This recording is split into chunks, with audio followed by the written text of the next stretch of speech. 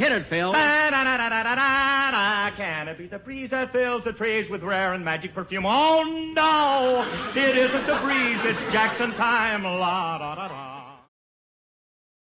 Stay tuned. Right after this episode. For our discussion. Well, hello again. This is Buck Benny speaking. Welcome to another of our summer specials. This is the last one for this summer, 2025. And you say, what is Buck doing here? Usually it goes right into the special. Well, it will. Just give me a second here to explain what you're going to see. So this is our last special of this summer from 2025. If you're listening to this in 2025 or watching it in 2025. Anyway, this special we presented at the International Jack Benny Fan Club. We did it live, our discussion. So I had misplaced the discussion for a long time and I just found it again. And so I thought, let's put this out there because this will be a great way to end the summer. So this is Jack's first farewell special. And I think you're really going to enjoy it. It's a great show. Starts up with Johnny Carson at the beginning. And, sorry, I should apologize for those of you who love to watch Ironside. You'll see in just a second, it'll talk about Ironside. Anyway, I think you're going to have a great time. Laura stops by who's of course, the president of the International Jack Benny Fan Club. So it'll be fun seeing her. All of that takes place, of course, after the special. We'll show the special first. And I guess that's about it. I hope you enjoyed our summer specials. And and starting next week, we're going to return to our regularly scheduled presentations of Jack Benny shows chronologically on Sundays.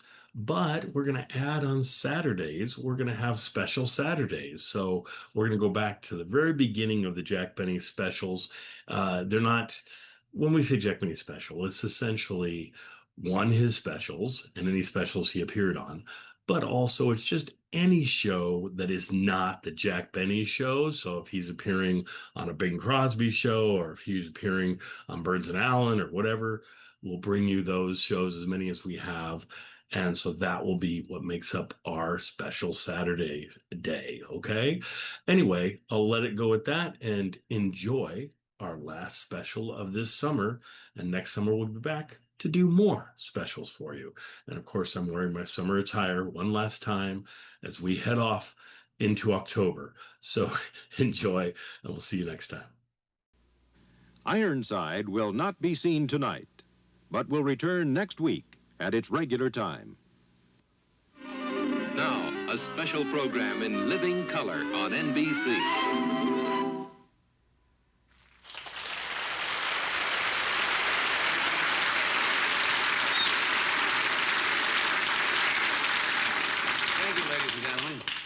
To those of you to whom the 6 p.m. news is the late show, I'm Johnny Carson. And I will be very, very honest with you. I could not be more thrilled to be on a television show than I am tonight. This is a momentous Jack Benny special. And I can say this unabashedly, since I was a little teeny tot, 5 or 6 years, I listened to Jack Benny on radio.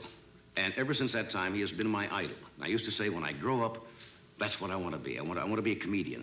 And I suppose some of you might know it, that I consciously, when I first started my career, I tried to emulate Jack Benny's style. His timing, the way he tells a joke, the way he stands. It even got so bad that I started to walk like Jack Benny. And that's the only time in my life that I've ever been arrested. But there is only one Jack Benny, and I can't think of anyone in the world who has contributed more to our business. For talent, sheer, enduring comedy genius. And now that the curtain is coming down, so to speak, on this remarkable career of over 55 years, now that Jack Benny is doing his final farewell show, I feel a personal sense of loss, a kind of emptiness, if you will, and I don't really know how to explain it from the...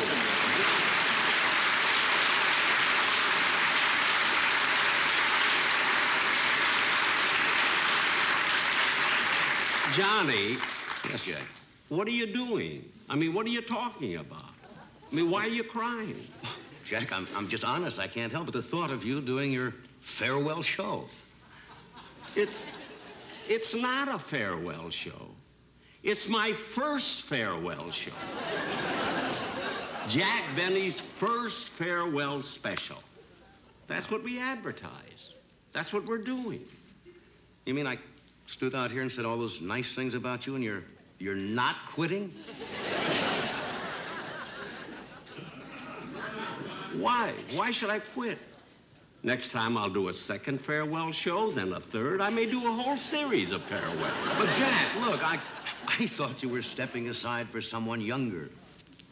Like who? Anybody. Look, Jack, What? I want to ask you something. Yeah. If you're not quitting, why am I here working for free? Why am I working for nothing tonight? Because I'm your idol. That's why. And I'm your friend. Who got you out of jail when you were arrested for walking like me? Now cut that out! Gee whiz. Look, Johnny. Yes. The title of the show is in all the ads. Plain as day. If you can't read, that's your problem. Well, you told me. It's called Jack Benny's first farewell special. The mind is the first to go. No.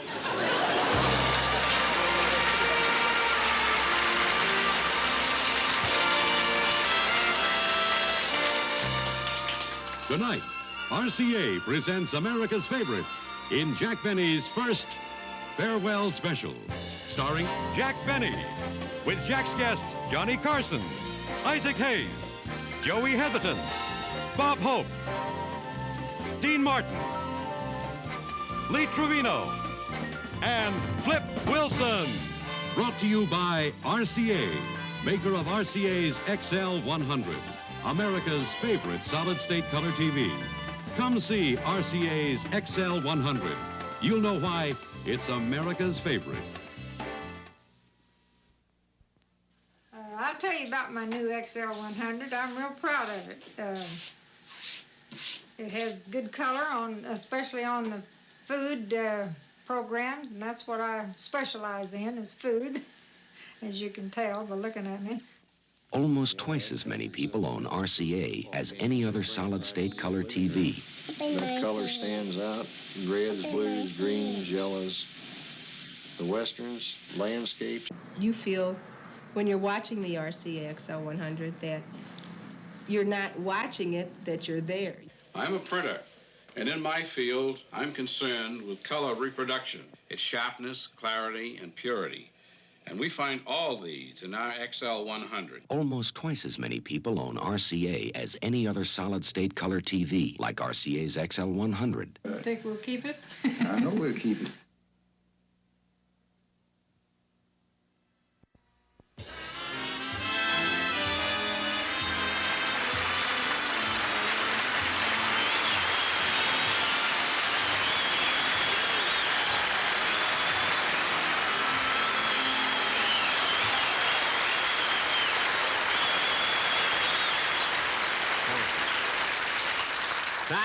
Thank you very much, ladies and gentlemen, and welcome to my first farewell special. Now, Johnny Carson got it all wrong. See, any time Johnny opens his mouth before 11:30 at night, he doesn't know what he's talking about. And he seemed so disappointed that I wasn't quitting. Now tell me, you people here in the studio audience, would you be happy if I retired?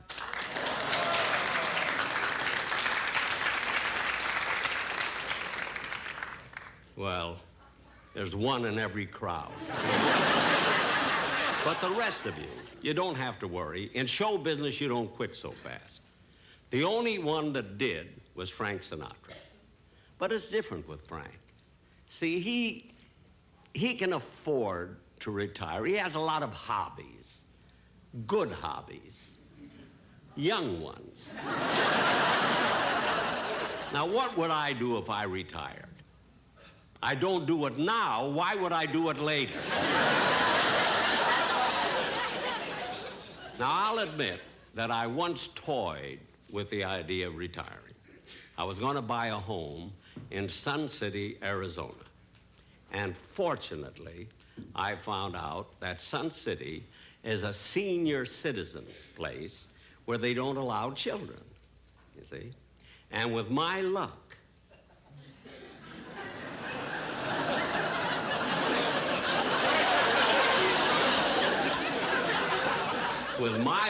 I would just get through paying for the house, and Mary would get pregnant.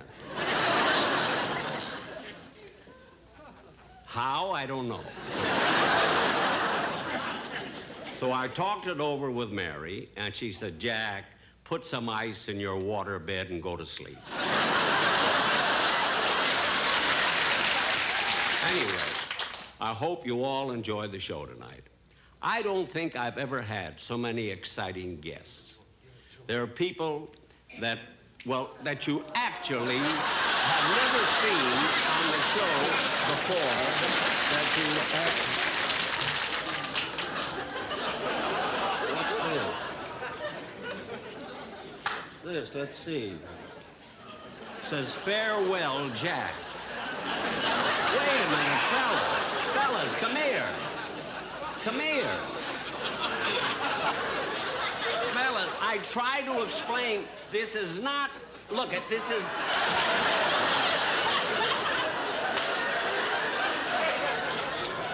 Look, fellas, I'm trying to explain, look, this is not, listen to me. Listen, this is not my farewell appearance. This is my first farewell appearance. That's what it is. It's my first farewell appearance.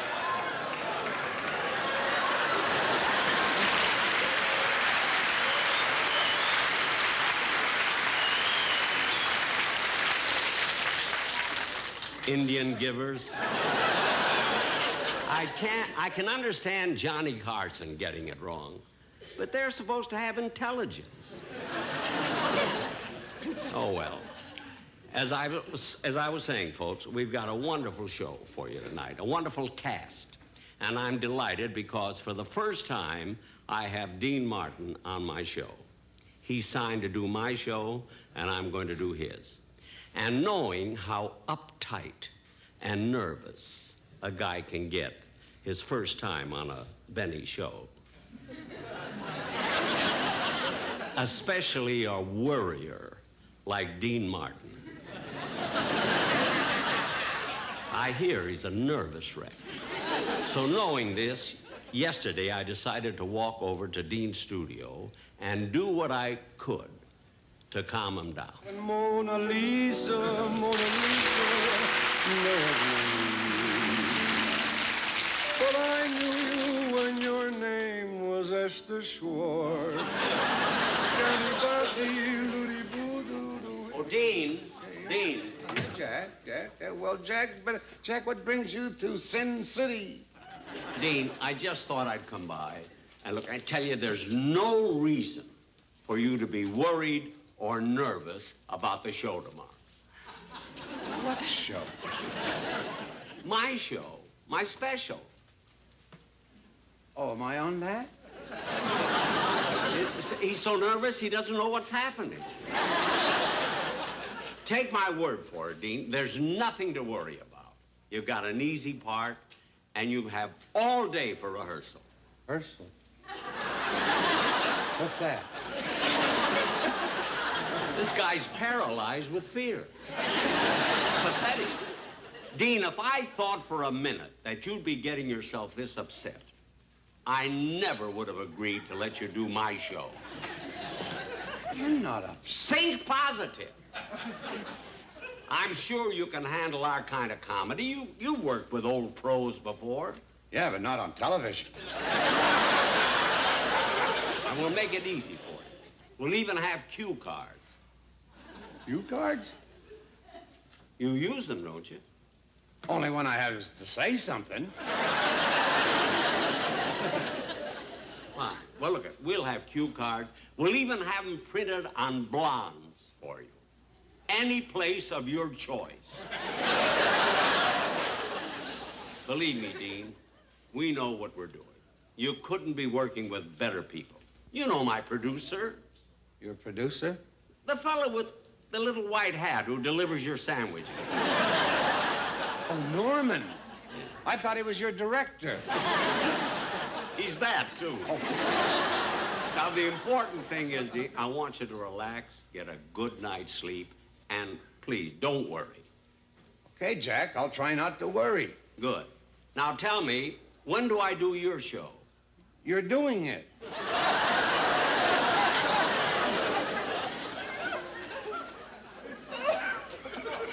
What? This is it. You're on the air. But we've had no rehearsal. What do I say? What do I do? Cover up, ad-lib. Tell some of your funny George Burns stories. But, Dee! What are you worried about? So there's 20, 30 million people out there. What's the difference? You're right. You're right. I'm not nervous. Well, I'll see you later. Sing, Dennis.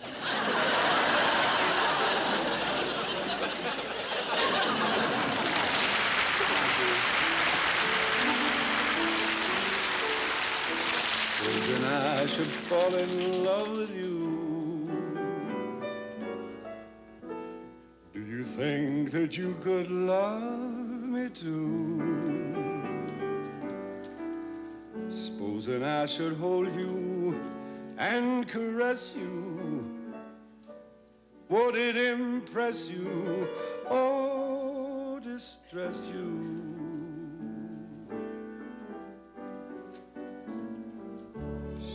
And I should say, for you I yearn.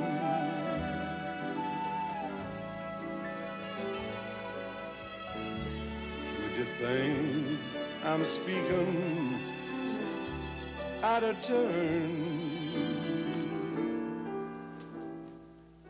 Supposing I declare it, would you take my love and share it? I'm not supposing really in love with you.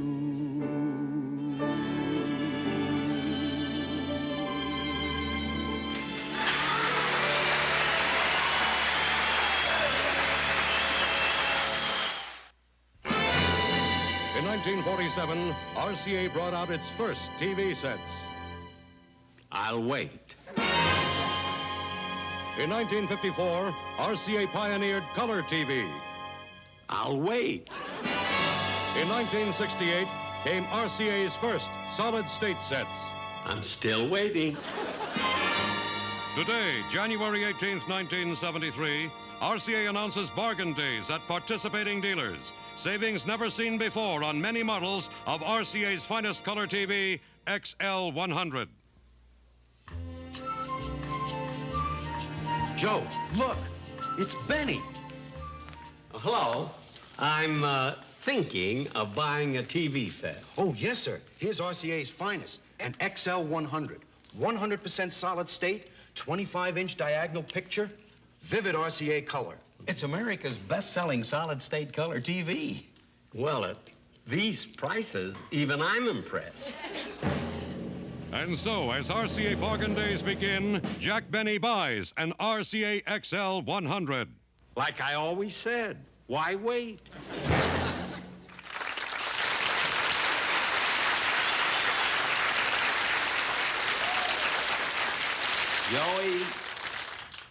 Joey, it's wonderful having you on the show. Thank you. But you know, there's one thing I'd like to ask you. In fact, I meant to ask you before, you know. Well, what is it, Jack? It's your name, Joey.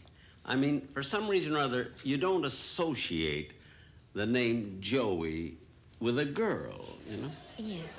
Well, you see, when I was born, my father was expecting a boy.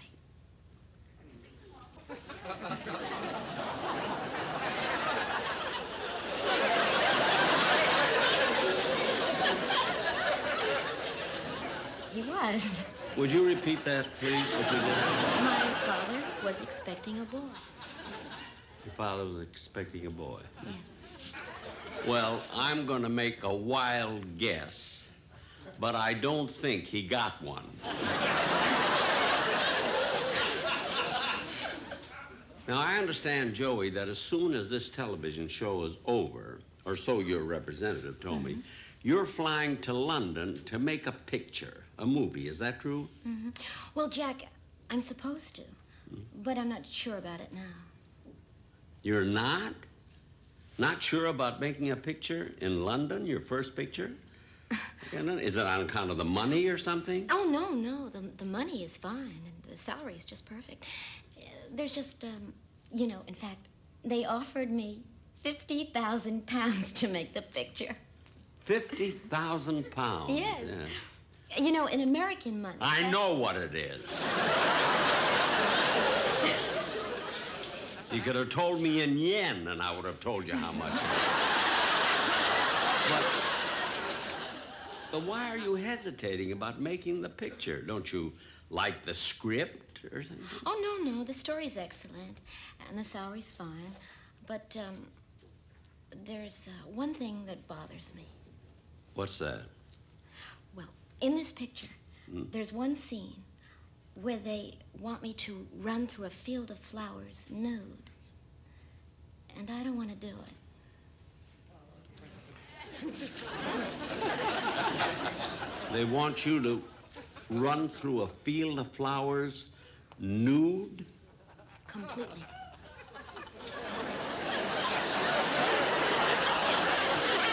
Well, are the flowers high?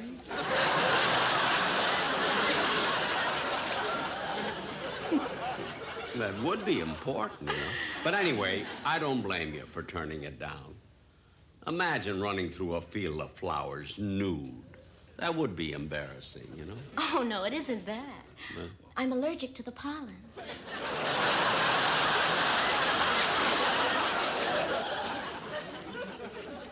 You're allergic to pollen?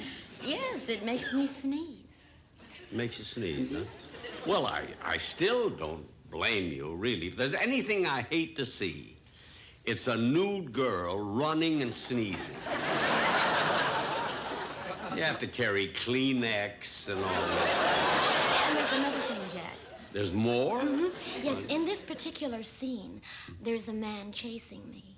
And he's nude, too. Wait a minute, let me get this right. There's a man chasing you through this field of flowers, and he is also nude? Yes. Well, who's playing the part? I don't know. They haven't cast it yet.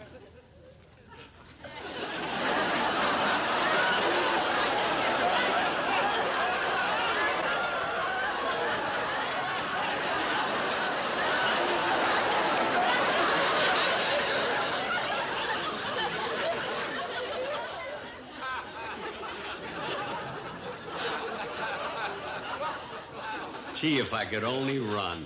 I can sneeze beautifully. Well, Joey, thanks for talking to me.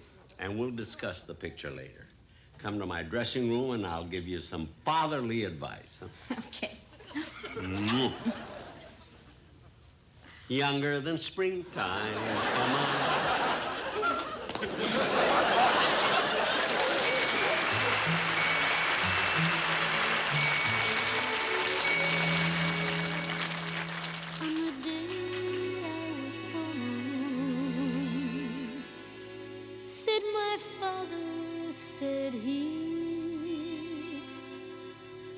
I've an elegant legacy waiting for you. 'Tis a rhyme for your lips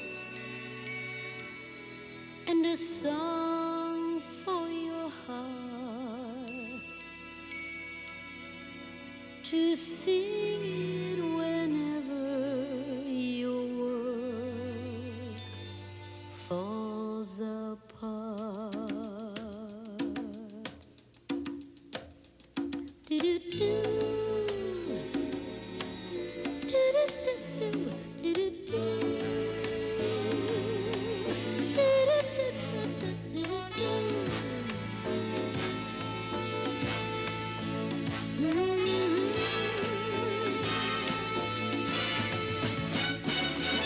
Look what they've done. to my song, Papa. Look what they've done to my song, Papa. Oh, my, my. It's the only thing I could do half right, and now it's turning out all wrong, Pop. Look what they've done to my song. Wish I could find a good book. I'd like to read anything. Wish I could find a real good book.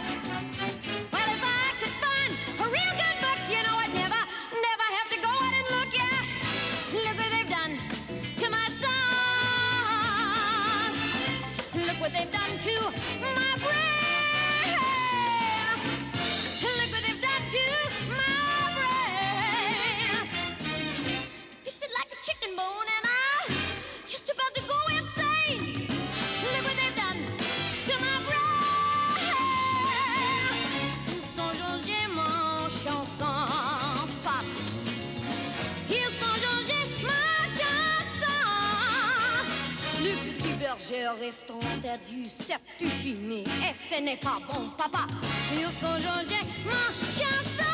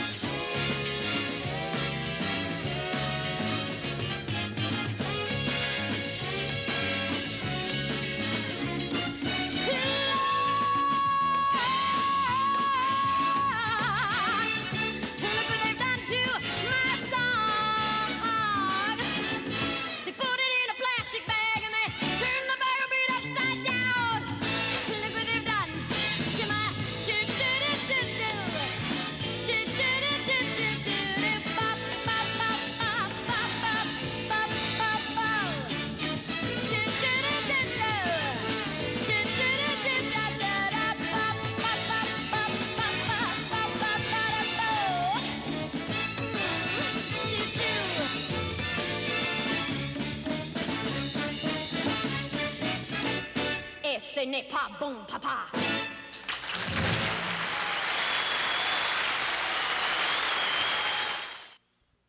I know what this TV news set in here, for instance, looks like, and I know what it should look like on my set at home. And the XL100 does a very excellent job reproducing it. A recent nationwide sample showed that more than twice as many TV chief engineers own RCA as any other color TV. I have 2 RCA television receivers in my home because of their color fidelity and their reliability. I like the color tracking in the new RCA set. It really gives you a good rendition of color in light scenes, dark scenes. The color stays stable as it should. My job, 8-10 hours a day, whatever it is to make sure that the color is right. So when I go home, that's what I'm looking for also, and I have that in my RCA set. When you're buying color TV, remember more than twice as many TV chief engineers own RCA. When someone asks me which TV set they should buy, I always recommend RCA. No one's ever squawked.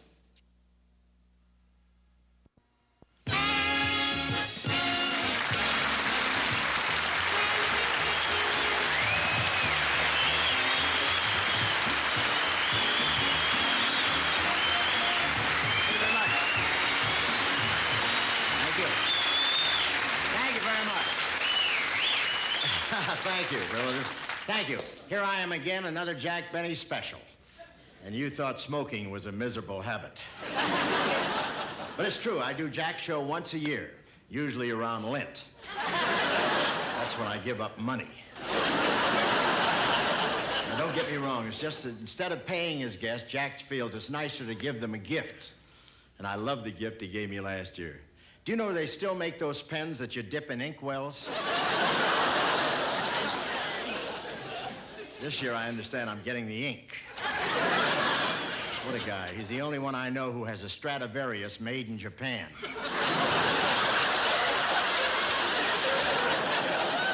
And an Oriental rug made in Poland. You know, people are always asking me, what keeps Jack going? I hate to tell him, but it's transplants. One year he sold a kidney. Next year, a gallbladder. I see a woman laughing out there with his teeth. No, but you gotta hand it to the Stone Age Woody Allen. He's become a legend in his time. He can do no wrong. like with his wife, Mary. Everyone knows he met her at the women's hosiery counter of the May Company. But nobody stops to wonder what he was doing there. But I love Jack, and when I heard this was going to be his swan song, his farewell show, I wouldn't let anything keep me from being here to wish him the greatest of... Hold it. Wait a minute. Hold it. Bob, I don't know how many times I'm going to have to go through this. This is not my farewell show. It's my first farewell show, for heaven's sake. Oh, Jack, I thought you were retiring. That's why I gave that big party. Well, if you'd have invited me, I would have told you. Anyway, why would I quit? Now, look, my hair isn't even gray. No, but your jokes are. And those you can't tint. You like that joke? Well, you got to admit, we went through with it, didn't we? Yeah. That's one I told him I didn't like before the show. I said try it. They're really friendly. Try it, you like it. Bob, I don't understand you. You yourself said it would be ridiculous to quit when I'm at my peak. Yeah, but I told you that 30 years ago. Let's face it, Jack, time marches on. How long can a guy stay popular? Bob, don't believe the polls. That's what McGovern said. Jack, there's more to life than show business. You could hunt, fish, golf, see the world. Gee, that doesn't sound too bad. Wonder how much does that pay an hour?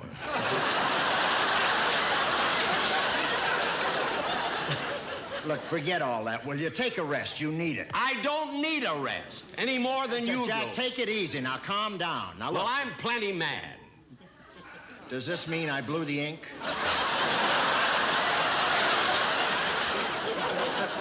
It's very possible. And for your information, Bob, I'm not quitting. I'm the same as I ever was. I know. Still with those silk stockings, huh? Get out of here, will you, please? Oh, hey, save the last dance for me.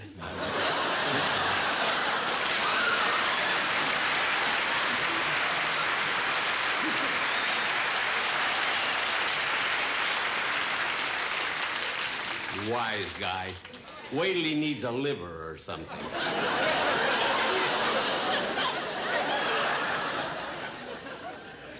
You know, ladies and gentlemen, really two of the closest friends I have in the world are George Burns and Bob Hope. And they've never been on a show where they haven't insulted me. Now, from George, I expect it. But from Bob, a man who loves me, who just promoted me to his B Christmas card list. I can't understand friends like that. At least the monkeys brought me flowers. Well, that's life, I guess. Anyway, to get on with the show, ladies and gentlemen, we have with the... Hi, Jack. How you doing? Hi, Lee. Lee, what is this? Well, I'm looking for a golf ball. Here in my studio? Well, I was playing golf with Vice President Agnew, and he hit one over this way. Did you see it? Now, wait a minute, Lee.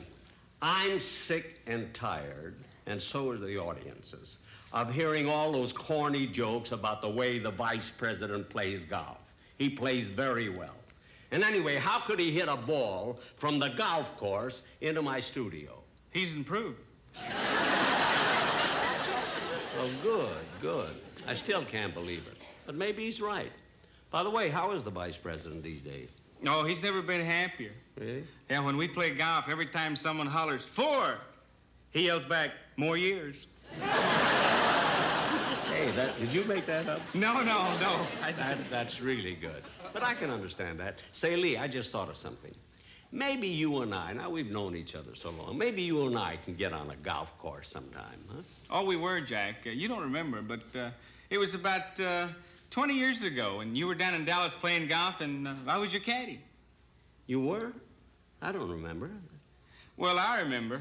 Everyone else that played marked their ball with a coin, and you were the only golfer I've ever known that marked it with a pledge.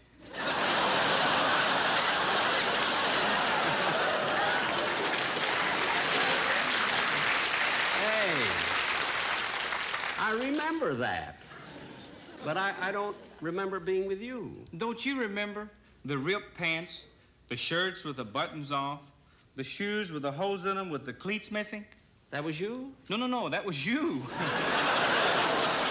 Oh, for heaven's sake. You know, that's the only time I ever returned a tip. All right.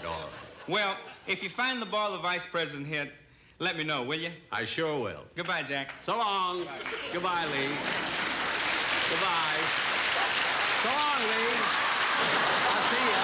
See you later. So long, kid. Gee, I've got such a headache for some reason or other.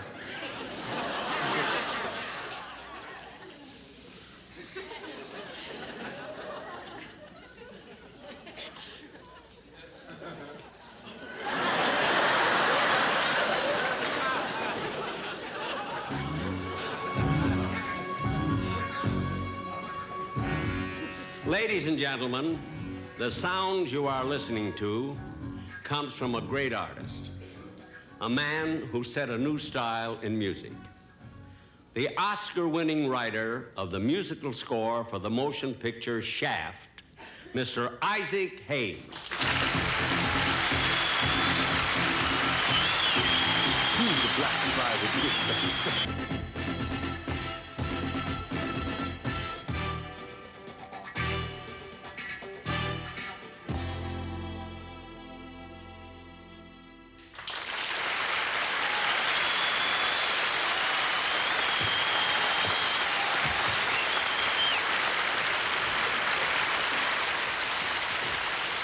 Isaac, you know it's customary when a guest concludes a number for the host of the show to come out and say how great it was.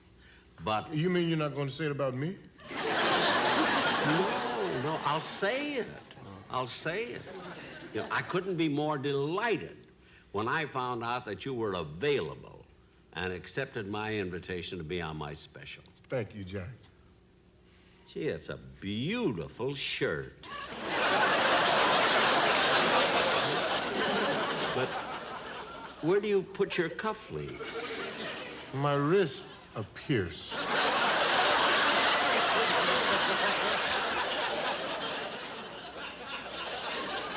You know, Isaac,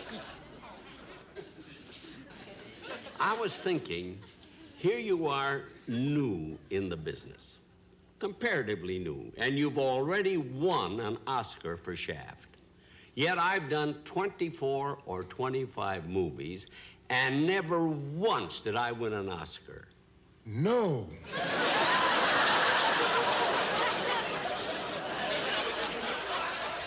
Take my word for it. But then, neither did Cary Grant ever win an Oscar. And just imagine, Cary Grant and I have never won an Oscar. That's hard to believe. Isn't it? Just imagine, Cary Grant never winning an Oscar.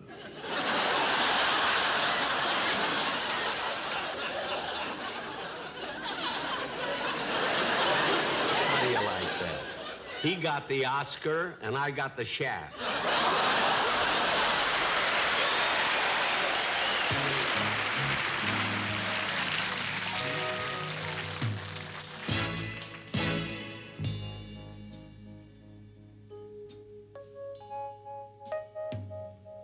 The love of love is in your eyes. The look your heart can't disguise. The look of love is saying more than words could ever say. Oh, yeah. Look, my heart has heard. Mama, it takes my breath away. Yeah, I can hardly wait to hold you.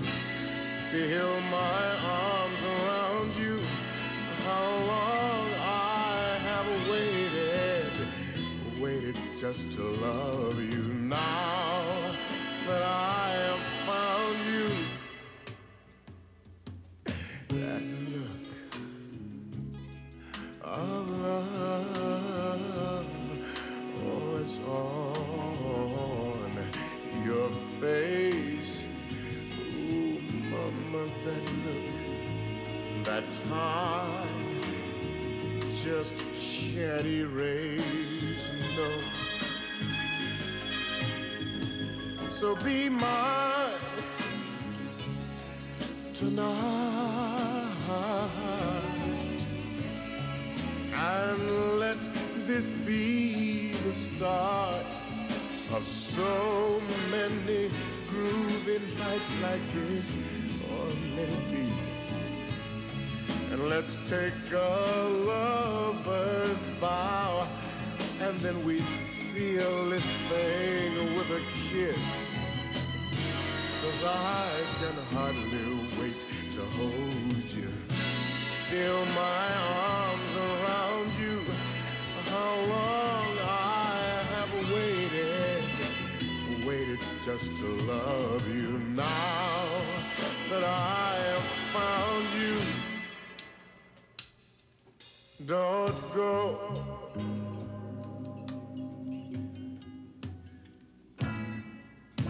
Don't go.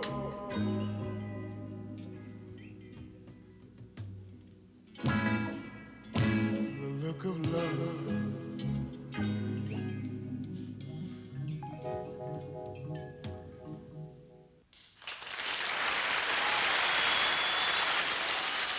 Excuse me. Oh, hello. In the market for a TV? Yes, I saw your sign that said RCA Bargain Days, and the word bargain works on me like a claw machine. I see. Well, many RCA dealers are offering special savings on many models of RCA's finest. XL 100, America's best-selling solid-state color TV. My, what a large screen. 25 inches diagonal. Yeah. Well, you see, my set at home is about 6 inches diagonal. And this screen is so big, and it gets the other colors, not just black and white. How much would this one be? Whisper to me.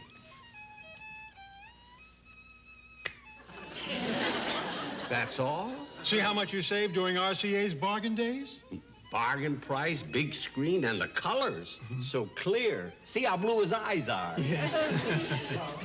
He plays beautifully. Well, I'll take it. And how will you pay it? Credit card, cash, or check? A little of each.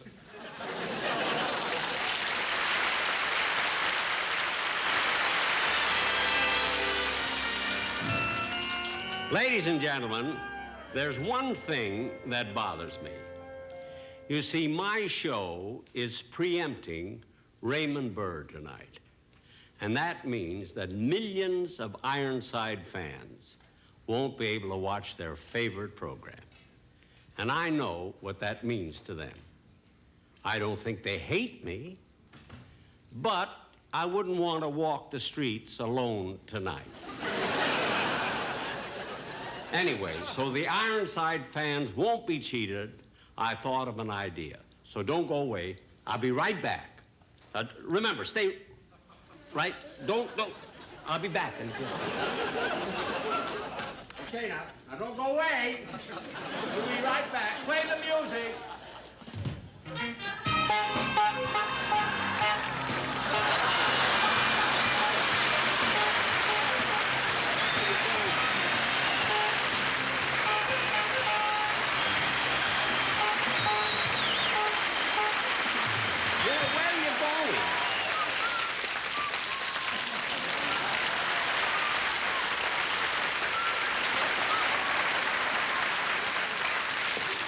Jack, now, I'm having fun, but actually, I gotta tell you, this, to me, appears to be a little bit ridiculous.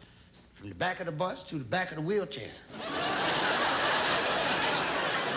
Well, at least you're closer to the driver.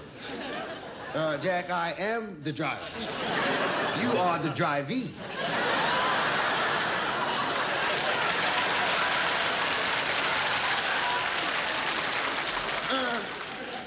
But we won't get into that, Jack. No, that's all right.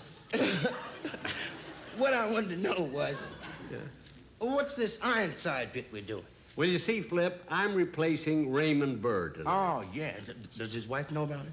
Because I don't want to be a part of no scandal. I mean on the air. Oh, yeah. Well, that's all right. That's all right. That's a fair exchange. So I thought it might be nice to pay a tribute to Ironside. Yeah. By doing our version of his show. Yeah, let's hear it for Ironside one time. Yeah!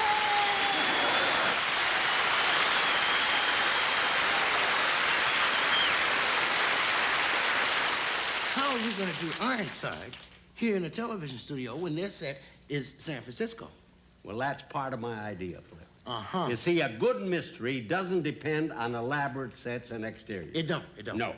Oh. They had successful mystery series before television was even invented. Really? Like The Shadow, Yeah. Boston Blackie. Nothing personal. Yeah. You know, there was also one on, it wasn't on too long, but my father used to tell me about it, called Chicago Whitey. Now where is it? This is fun, Jack. Now, they had all those shows on radio. Uh-huh. You know what radio is, don't you? Yes. That's the thing that you turn on in the car when you can't turn on your girl.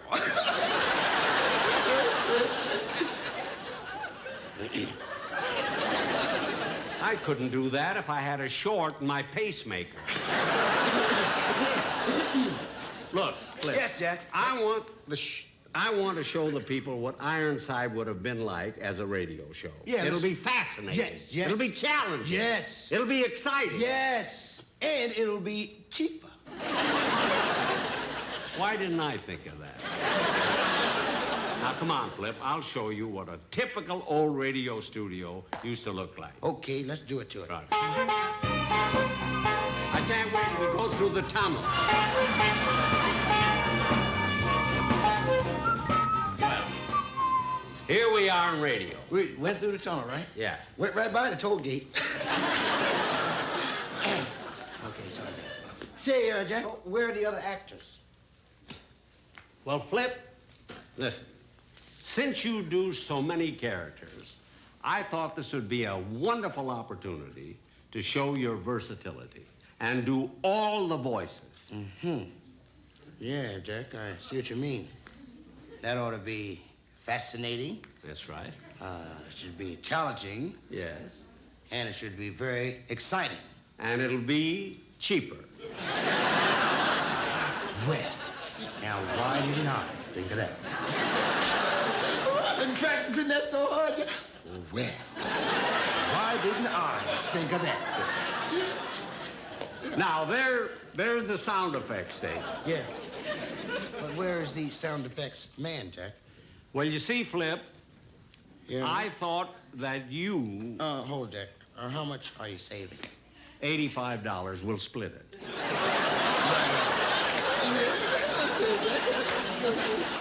Now, here's the Ironside script. Yes. Okay. Yeah.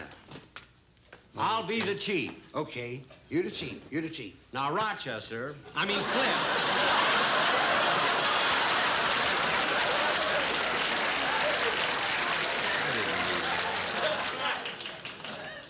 That's two, Jack. Okay. What are we doing? Now, first, you're the announcer. I'm the announcer. Go. Okay, go.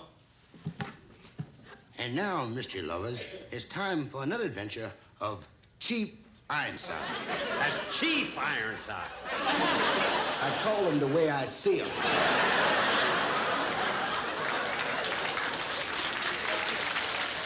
Now, Flip. Yeah. For atmosphere. Yeah. Give me a typical San Francisco sound effect. A typical San Francisco sound effect? That's right. Okay. Hey! Hey, baby, what's happening?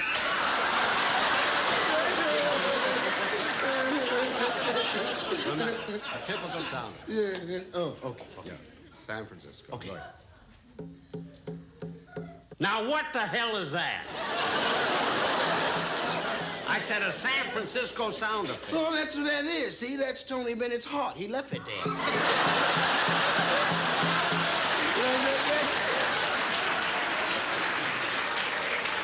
Look, Flip. I'm not a professional at this, Jack. I'm just doing the best I can. Now, listen. Now, this scene is a Nob Hill mansion where a murder has just been committed. Oh, that's a shame. That's a shame. Yeah, now we hear a doorbell. That's the first thing we hear. A doorbell. Okay. The doorbell, right there. The doorbell. Then the sound of the front door opening.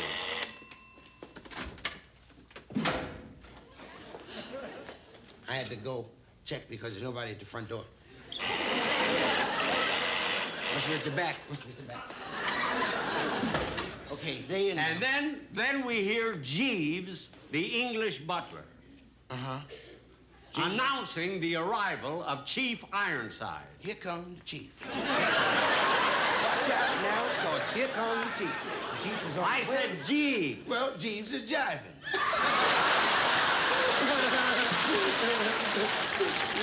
Now, cut that out, will you, please? I told Now, you to listen, pro, Jack. I'm listen, doing the best now I listen, can. everybody. Okay, everybody, shut up and listen to Jack. All three of you were present when the murder was committed. Now, you, sir.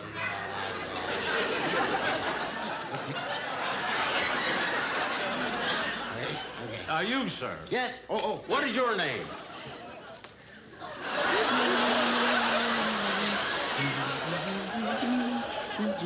My name, Sahib, is Maharishi Maharini. I'm a guru. What's it like being a guru? Do you want me to say it, Jack? Groovy.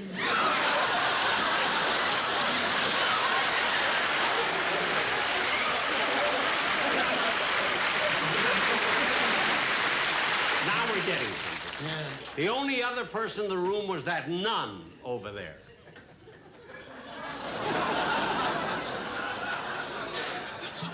I said that nun over there. You know, you didn't mention that one of the characters would be a nun for Jack. Okay.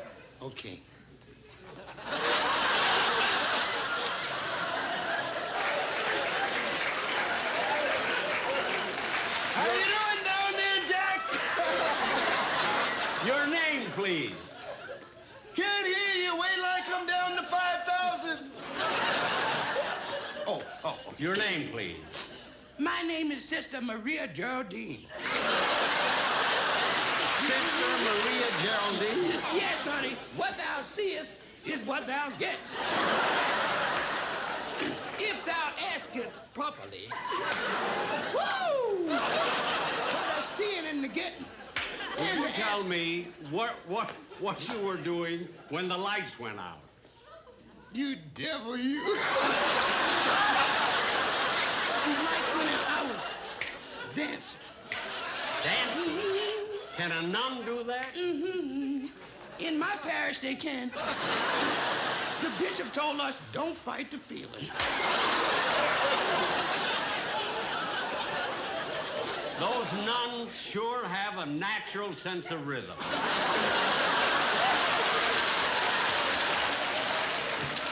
All right. I know now who the murderer is. Who? Who's the murderer? I can take...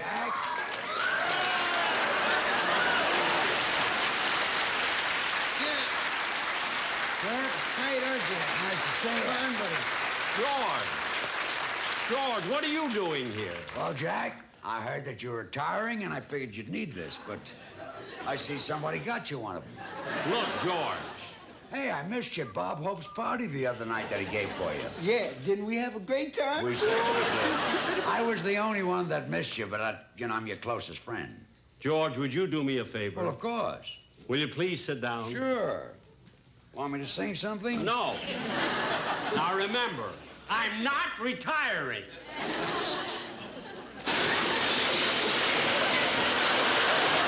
Why can't anyone get it straight? I'm not retiring. This is not my farewell show. I'm full of vim, vigor, and energy. Really? Yes. Well, come on and push me some, because I'm tired. Okay, honey. Here we go.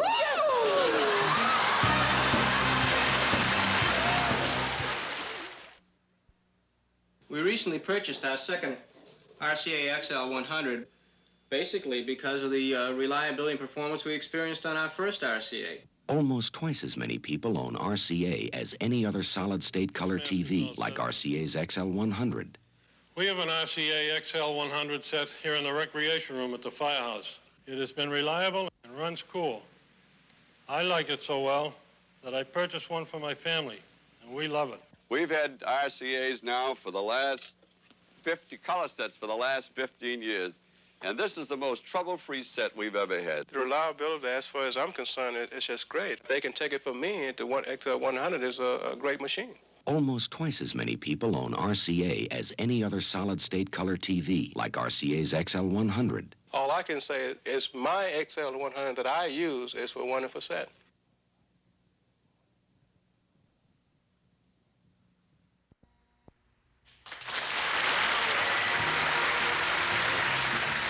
Well, ladies and gentlemen, I certainly do hope Hello, Jack. that...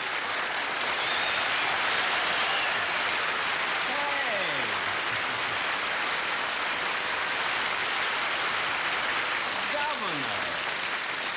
Governor Reagan, this is a surprise. What are you doing here? Jack, as governor of the state of California, it's a great privilege for me to be here to represent all your friends in show business. What? Well, because, Jack, when they heard this was your farewell show, that you're retiring... But, Governor... Well, the entire industry, they Romney. all got together. The stars, the producers, the writers, the sound men, the stage hands. With affection in their hearts, they all chipped in and bought you this farewell gift. This magnificent Rolls Royce. But I'm not retiring. And, Jack, since you won't be working anymore, you'll have plenty of time to enjoy this specially built car with its many unique features. The telephone, the color TV set, the bar, the stereo, and your name, your initials set in diamonds on the door.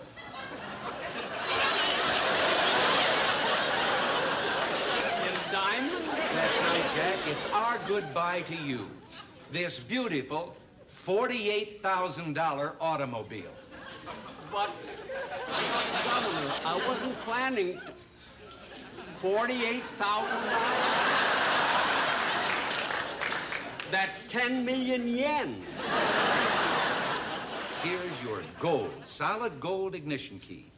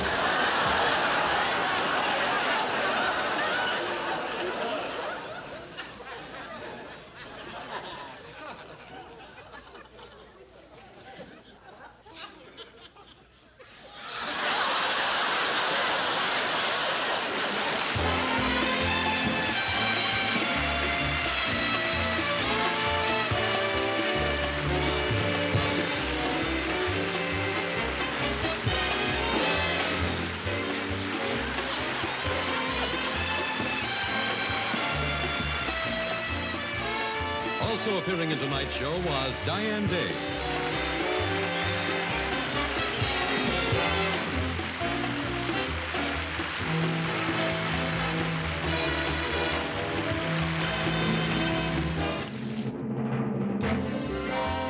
Jack Benny's first farewell special has been brought to you by RCA. Benny After Dark has begun. Now, some of you might have seen in the schedule that it said horn blows at midnight. Well, I'm ambitious, but that doesn't mean I can pull a miracle. However, stay tuned tomorrow. Stay tuned tomorrow for a very interesting announcement, of which everybody on this panel here will be welcome to participate in after I've delivered some information. But tonight, instead of The Horn Blows at Midnight in any version, so Ford Theater, Omnibus, the movie itself, not going to happen. But Buck brought up the point that this is the 50th anniversary of a very, very important special. Buck, why don't you tell us what we're going to watch tonight? All right. I am excited. I just was trying to think of what we wanted to bring you, and we were trying to bring you looking at The Horn Blows at Midnight, but we weren't sure if we get permission to do that and things. So that kind of fell through, and then I was checking around, and I thought, this seems like about the time that it'd be the 50th anniversary of one of Jack's specials. And so I looked, and it was, we're about a month after the release 50 years ago of Jack's very first farewell special. And we had never done a podcast about this. I mean, we do this sort of thing that we're going to do tonight and present either an episode of the show or a special and that sort of thing over on my Buck Benny YouTube channel. And we've done probably, I don't know, guys, like 100 of them or something now, but it's a lot. And it's been fun. And we thought it'd be fun to do one live. So what we're going to do is chat about the show. We've all watched it kind of ahead of time so we can chat about it and bring up things. And I think I had not watched this before. I think it might have been new to Kathy and John. I'm not sure, but I had watched bits and pieces of it. I saw the Isaac Hayes section before, and we said Isaac Hayes is going to make an appearance tonight, and so Isaac Hayes will be on the show. We'll present it after we talk about it a little bit. But man, there are so many great stars in this show. It's such a wonderful thing to present, and there's just certain things. The one little piece I want to talk about, and I'll pass it over to John and Kathy to talk a little bit about it, is part of it that was so poignant to me, and it's just because we know what's going to happen after this, is when Bob Hope at the end of it says to Jack, I think he says something like, "Save the last dance for me, Jack," as he leaves. And a couple years later, he would be reading, of course, Jack's eulogy that unfortunately George Burns was supposed to deliver, but couldn't pull off delivering it. And so Bob Hope gave that instead. And I thought that was kind of the last dance. And I remember the most poignant part of that eulogy was his part about how Jack's timing was always perfect, but in this case, Jack's timing wasn't perfect. I do think these farewell shows are great to show how good Jack's timing was, because we don't just get one of them, we get two farewell shows before Jack actually bids farewell to us all forever. But anyway, so just an interesting show with some great performers. But let's throw it to John. John, what in this episode, what kind of stood out to you, or in this special, what stood out? Well, one of the things that stood out to me was the title, Jack Benny's First Farewell Special. And it reminds me kind of the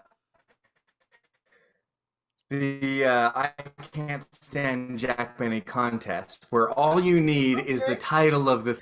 But then he also goes and he does the actual thing, and he takes it to the next level. So I thought it was great. You know, you hear the title, you get it right away. You know, everybody's doing these farewell specials. They're retiring, and then, oh, they come back. I'm not retired yet. And then they retire. So the idea of it being his first farewell special is hilarious as a concept. And the way that he plays it out, you know, it's sort of obvious with the Johnny Carson interaction and the Bob Hope interaction. And then it all gets paid off at the end with Ronald Reagan. I don't know how many spoilers we're doing, but right. I thought it was just hilarious. I loved that. And I love the whole special. And let's not take for granted the fact that it's in color. And so often we only hear Jack Benny or we see him in black and white. Yeah. Agreed. It's actually funny that the ending of this special deals a final blow to Jack's cheapskateness. And the second one gives him a chance to send the show off with some fiddling action from the modern perspective, because he tries to join a band. So I always think it's interesting that the farewell specials are, in a sense, closing the book on Jack the character and Jack the human being.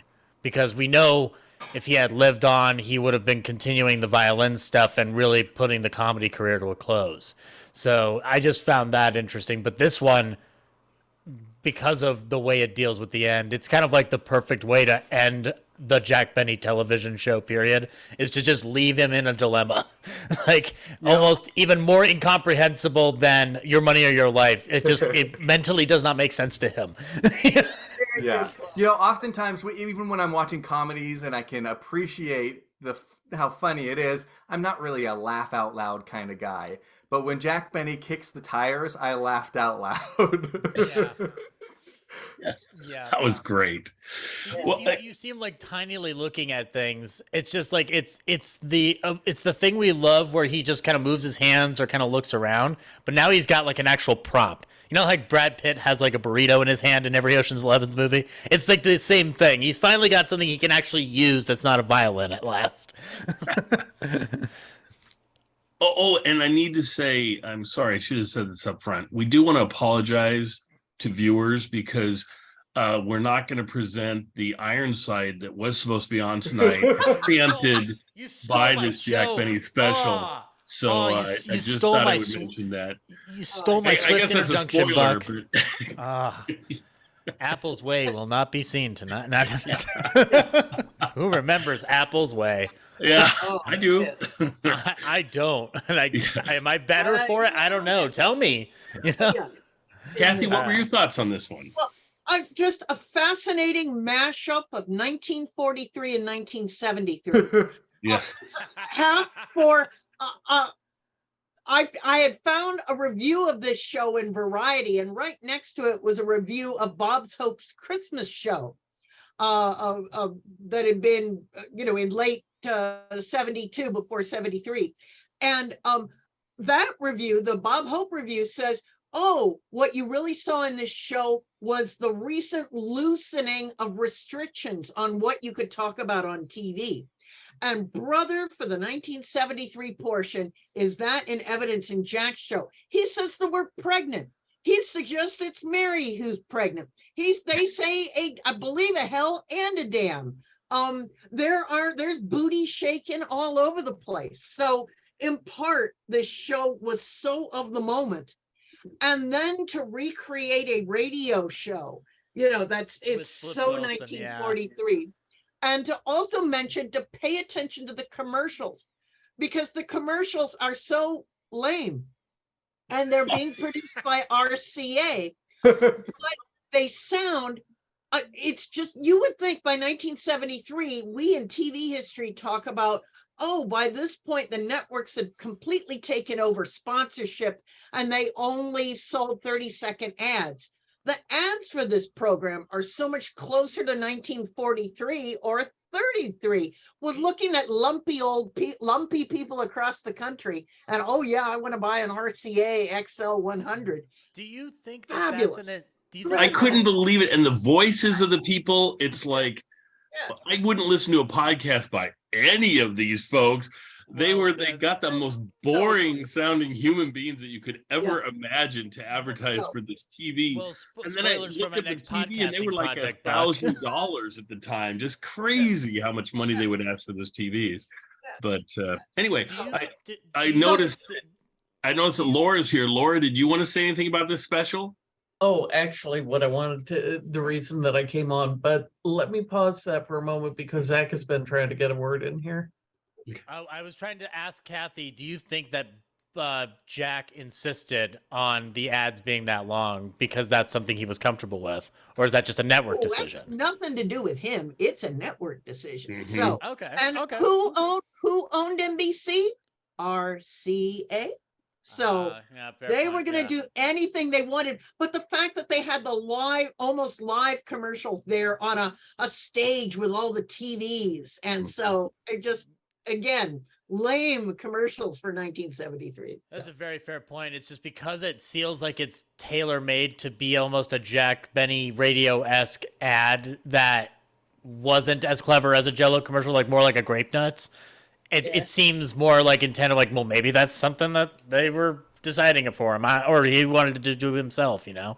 But if you watch the earliest year episodes of Saturday Night Live, also on NBC, starting a year and a half later, you see some commonalities. So that was NBC style advertising. You know, if they produced it in house, lame. So. Oh no. Well, I mean, like, yeah, lame on the surface, but interesting to think about, I guess, from a certain perspective. Yes. But yeah, no, sorry, I didn't mean to interrupt. That was my only question about that. No, that's fine. Back to Laura. So when CBS was transferring the color specials from the Masters, which I have to thank the grandkids and the family for giving us access to those. I had gotten the last one that I hadn't seen, and it was actually the one that was aired closest to the date that I was born, Jack Benny's birthday special. And that, now you got to know, my ex-husband was a Trekkie, and he got me into Star Trek. So thank you, Dan. You know, one of the good things he did. And so anyhow, I put in the DVD. And, you know, you go through 6, 5, 4, 3, you know. Preempting Star Trek. Yeah, exactly. It's like, Star Trek will not be presented tonight. And both Dan and I go, So when you said about Ironside, it's like, it reminds me, Jack preempted Star Trek. Oh my God! So like that's one of the things I love about these specials, is they show what they're going to preempt every time, and so it's always like some of them are series I've never heard of, and I'm like, oh, I'd like to see that, but I wish that Jack did a Star Trek spoof instead of an Ironside spoof. That would have been good. But that would have treaded into Bob Hope later day special territory where he made fun of Star Wars. It's like, nah, I'm glad I kind of want to see. I'm with you. I'm a Trekkie too. I want to see that, but kind of glad he didn't. We have fanfic. We have fanfic that people have rewritten Star Trek with, well, there's always the argument, okay, Jack is Captain Kirk, you know, who's Spock, you know, but Rochester's always Scotty, you know, because he fixes the Maxwell, so, you know, I can't change laws of physics, boss, you know. And, you know, it's like, okay, Mary automatically becomes Uhura, you know, whatnot. So yeah, there is fanfic out there that's been done within the fan club, and I think it may be in the old chat room, but I'd have to look around for it. So that's amazing. Well, I was gonna say, you know, Kathy was saying that this is a sort of a clash between, you know, the 40s and the 70s. When you see Jack Benny with Bob Hope, you think, well, this is as good as it gets. You know, they're sort of from the same era. They know how each other's work. That's great. And then you see Jack Benny with Isaac Hayes, and it is hilarious. It is the highlight of the whole special. He's shirtless, oiled up. Jack Benny, the way they interplay is so funny.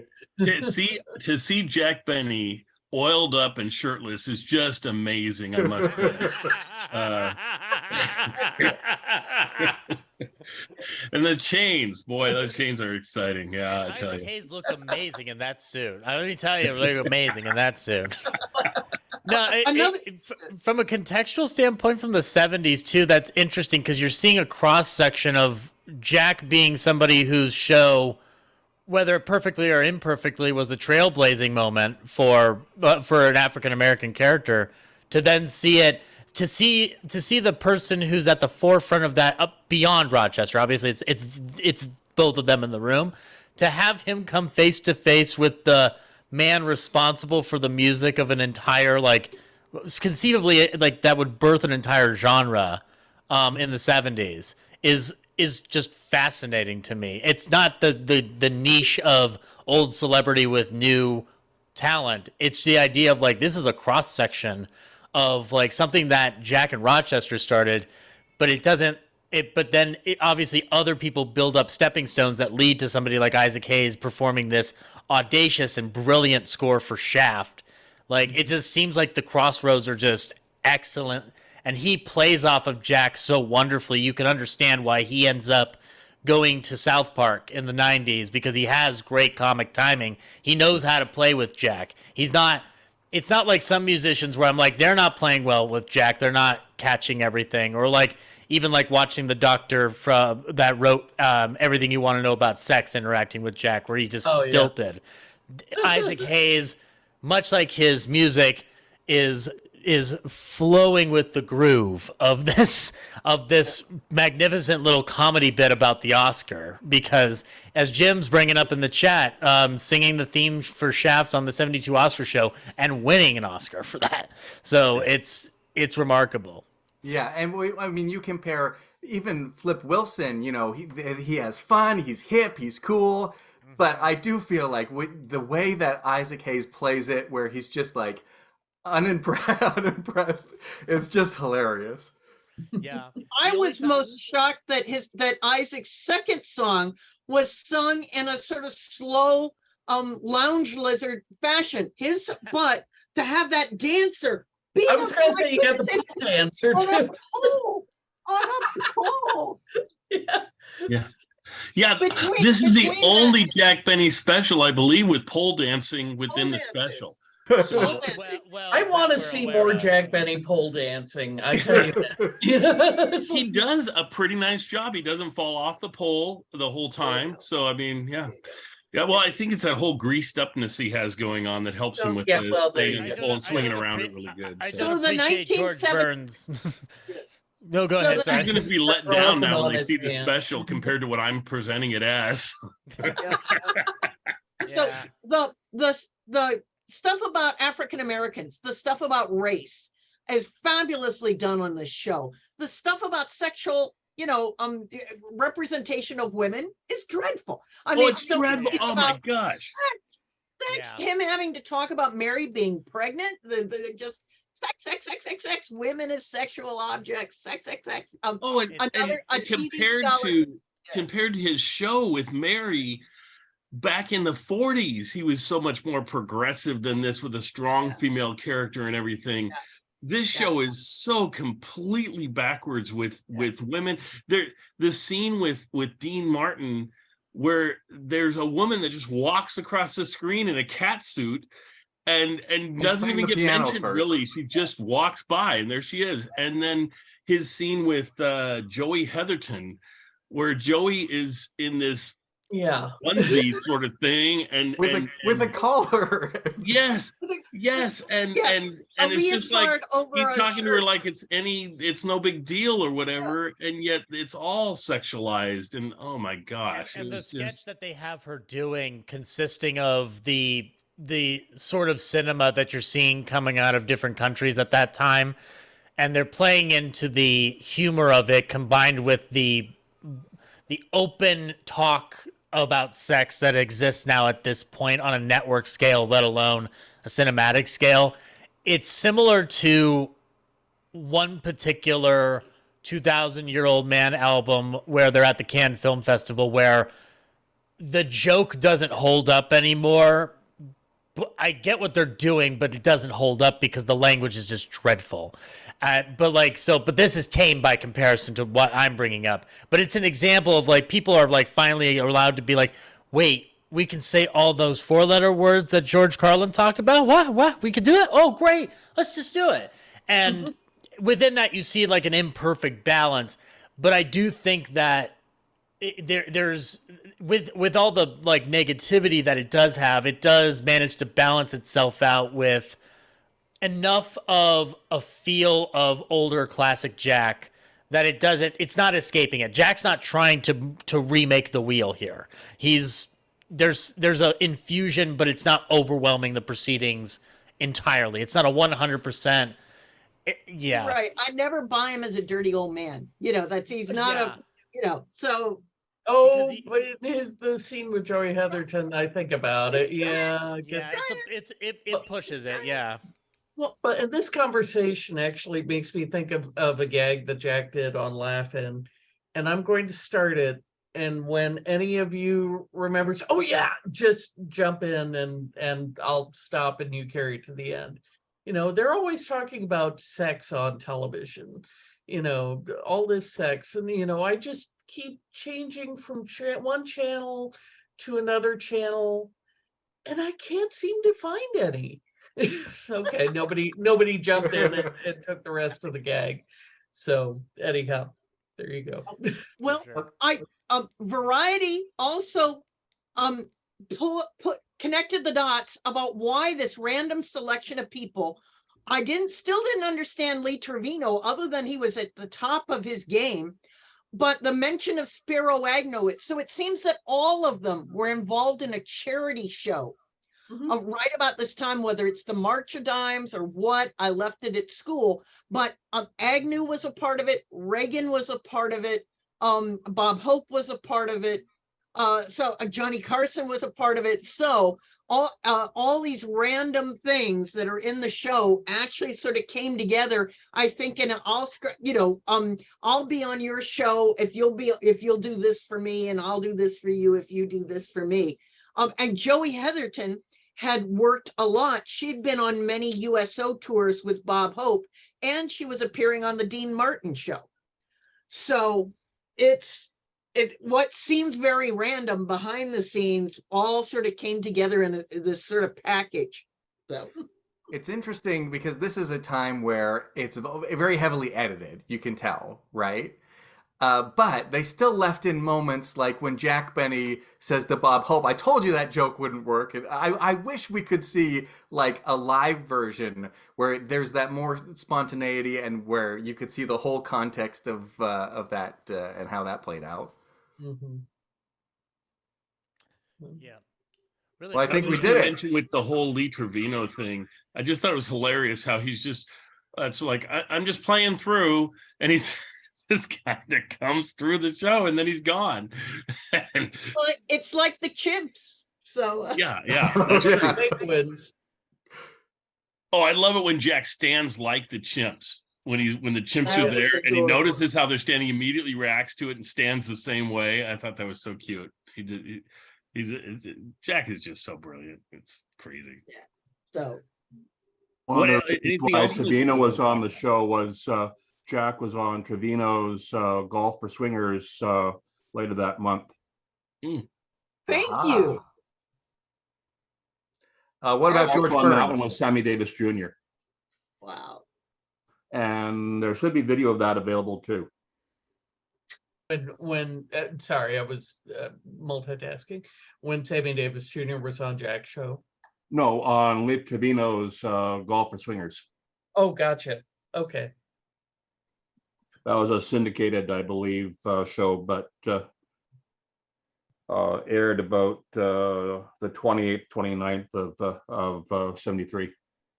Mm-hmm. That's fabulous. Mm-hmm. What do we think about the Flip Wilson bit on this thing? Did we like that, or? I thought he was really challenging Jack. When he goes, oh, you called me Rochester. That's one. Here's another thing. That's two. And yet then when Flip knelt down to be with Jack in the wheelchair, I suddenly, oh my God, Jack's old. That's suddenly. So I was torn, and they also didn't make the best use of the sound effects in the skit. It's kind of like they'd half written it, and I'd wish it'd been polished a little bit more. But I thought I saw Flip really sort of playing out some politics here of this is not like it was 50 years ago, but I'm curious to get this. I think it wasn't it Jack Benny's bag that at the end, Rochester is driving Jack home, We don't do that He anymore, wants to boss. say something. It just looks like you want to say something. Yeah, and there it turns out that it's Rochester's Cadillac, and something is said, and Rochester says, "Mr. Benny, we don't do that anymore." Or Jack, we don't do that anymore. So, they've touched on that. They also redid that one in another special when Jack says, "Hey, why don't we do a new TV show?" And he suggests I Spy with the one with Bill Cosby and Robert Culp. And Rochester gets to go no, and then he suggests another show, and then well, why don't we have I'm your boss and you're my servant and you drive me around, and Roch says, "Hey, boss, we don't do that anymore." And so it's multiple things. Benson.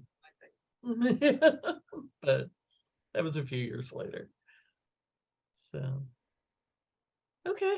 Garth, did you have something you wanted to say? I see your hands up or something, but that might be delayed. I had my hand up and I forgot to take it down after I did my 2 bits on Trevino. Well, give us another 2 bits. It was up here. All right. Well, should we get on to the show then, folks? Please. It's a late Unless anybody night. has anything else they want to add. Thank anybody for staying up, not ready for primetime Benny players. So. Especially East Coast people. This is a great late night Benny. This truly is. Yeah, you guys can it enjoy is. it if you haven't seen it. Yeah. All right. Well, roll it, Zach. Makers of America's favorite solid-state color TV, RCA's XL 100. See an XL 100 at your RCA dealer and see why it's America's favorite. Which set has the clearest color? Mine. The simplest tuning? Mine. The best solid-state design? Mine. Who knows? Claims are confusing, but one fact is clear.